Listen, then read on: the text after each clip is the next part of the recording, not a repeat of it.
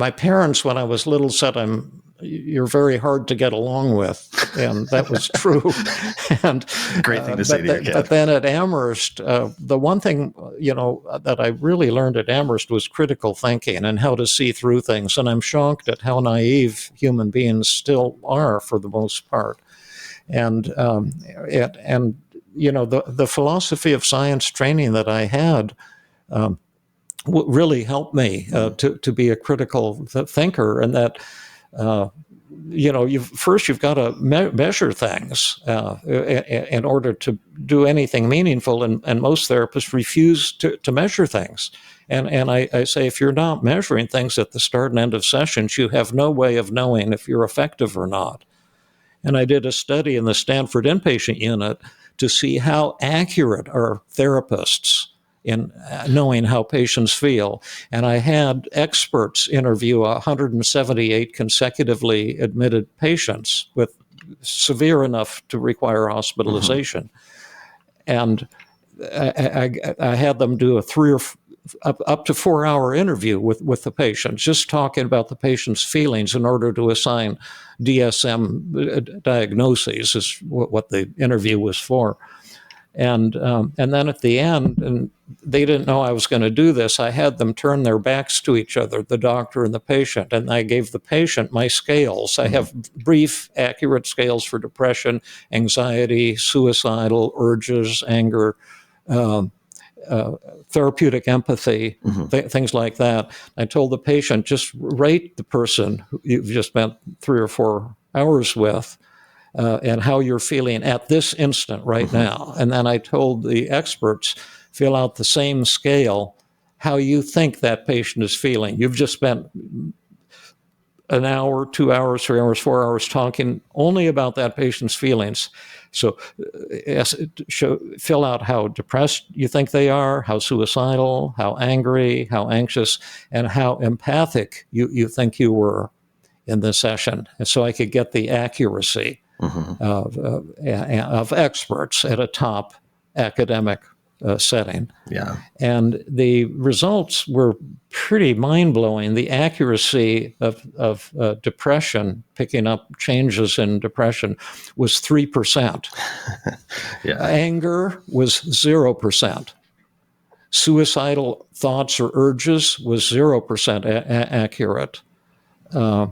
Anxiety was probably 5 or 6%, and therapeutic empathy was the highest, 9%, which means the therapist had no idea how they were coming across, and no idea how the patients were feeling.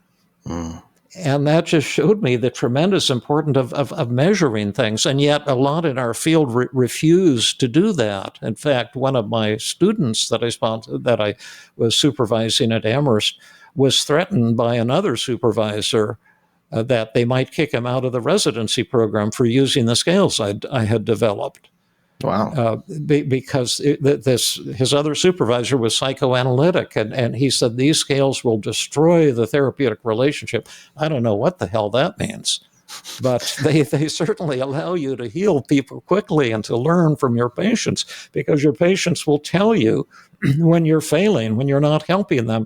And if you use those measures, that's how I developed my skills. I've measured with every patient at every session since 1978. I've refused to see a patient without the measurements. So my patients have been my greatest teachers. But our field is, I'm sad and angry about it, because it's a series of cults, to my way of thinking. And I'm trying to develop a science-based, data-driven approach to therapy, where the goal is to change patients or individuals, clients, whatever word you want to use, quickly. That depression, anxiety, loneliness, we want to change, anger, change those things in patients very, very quickly. And I've seen that it can be done. And yet the field is just still clunking along with these cults that they've joined, and they think they have the answers, and they feel when like you say cults, they don't measure. When you say cults, do you mean like different kind of theoretical orientations, like the cult of exactly, DBT or what have you? Yeah, exactly. You've heard of Albert Ellis, right? Yeah. And I really admired him. He was a kook, but he was brilliant, and he was honest, and he gave credit to other people. He didn't try to steal other people's ideas. Mm-hmm. But I didn't know him well, but I once sat next to him at a dinner in his honor. Word got back to him that Dr. Burns is one of your admirers, Al, and he praises you in his workshop. So he was very narcissistic, like I am, and so he loved hearing that I really admired him. Yeah. So they would sit me next to him. And once he was telling me that he knew almost all of the greats of 20th century psychology, Fritz Perls and Carl Rogers and, Jung, I think, and, Sure. all of these famous people. And he says, David, that's the way he talked, kind of a New York twang. He said, well, these people are a bunch of sociopaths. And they're just gurus with followers, and they're not honest, and they're just trying to promote themselves. They're not scientists. And when I heard that, it was really shocking to me. But as I thought about it, I came to see that it was really true. The people that I knew who were big name people were, in fact, exactly like that, self-promoting. Cult of personality, sort of. Yeah, that's right. And it's like a religion with a cult leader, and you have to believe the way the cult is, and you're not allowed to challenge anything, and nothing's measured. It's all being claimed, and I think that's what's holding our field back. And the Catholic Church. The early astronomers broke away from the Catholic Church to make an independent, science-based, data-driven field of astrophysics. And look where it is now. It's unbelievable the way it's evolved, and rocketry and understanding the universe. Mental health could be like that too, if we would break away from these cults and go take a new science-based, data-driven approach to psychotherapy, and do research on what really changes people. So that's what I'm referring to.